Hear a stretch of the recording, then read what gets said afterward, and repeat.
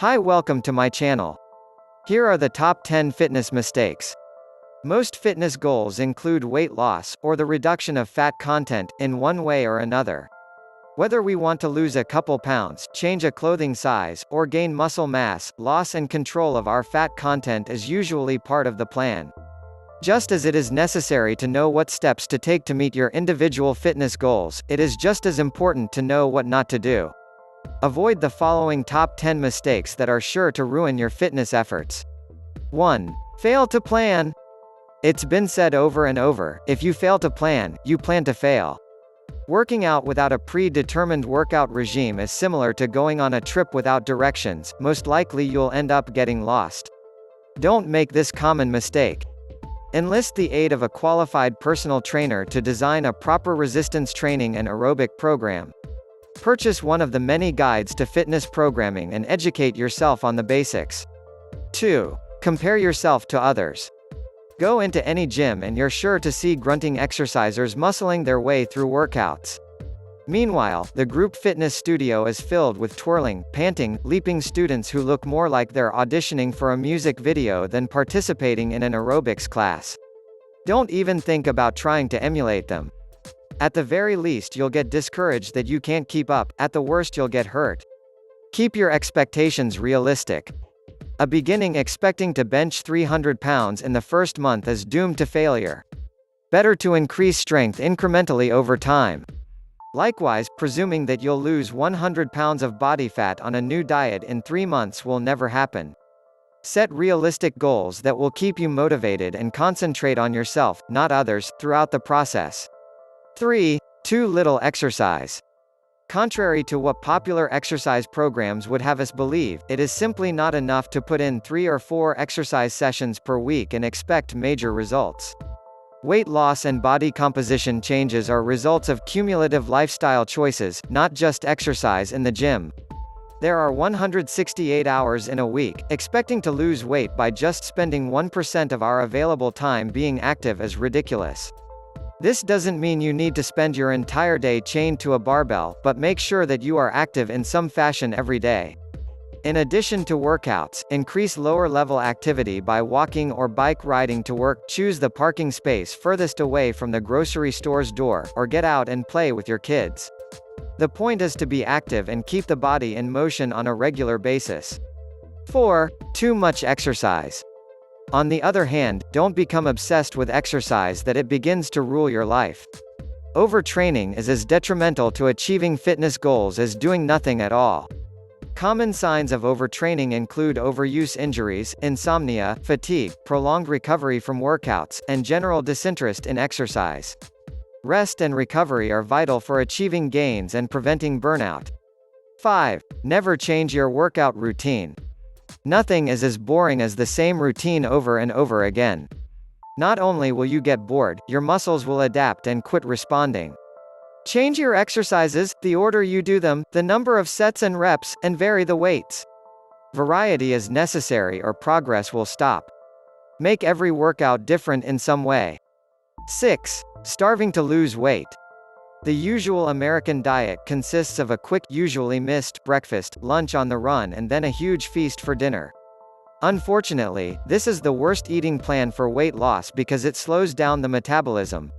When the body is not fed consistently, it flips into starvation mode developed through evolution and hangs onto fat content for survival.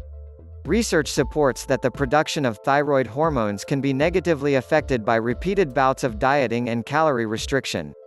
5 or 6 smaller meals spaced evenly from 2.5 to 3 hours make it easier for the body to digest throughout the day and increase metabolism over the long term. It may sound counterintuitive, but in order to burn fat you need to eat. Instead of reducing the amount of meals, care should be taken in controlling portion sizes. 7. Underestimating alcohol consumption. Just as portion sizes need to be controlled, alcohol consumption must be limited, if not eliminated. Not only does alcohol have calories, it is actually metabolized more like fat than carbohydrates. Unlike fat or carbohydrates, alcohol has no nutritional value whatsoever.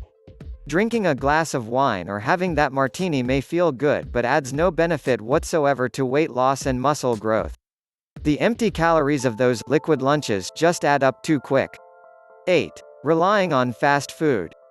In the New York Times bestseller Fast Food Nation, The Dark Side of the All-American Meal, Eric Schlosser gives a convincing interpretation of how the rise of the multi-billion-dollar fast food industry correlates with what we now see to be epidemic obesity in the U.S. Instead of spending time planning and preparing meals, it is far easier to grab the burger, fry, shake combo or a deluxe pizza on the way home from work. The problem with regularly eating out is that despite how careful we may think we are, we truly don't know the makeup of most of the food that is being served to us. Even with fast food stores attempting to offer healthier choices, preparation of mass-produced meals relies on use of less than optimum ingredients and typically laden in fat.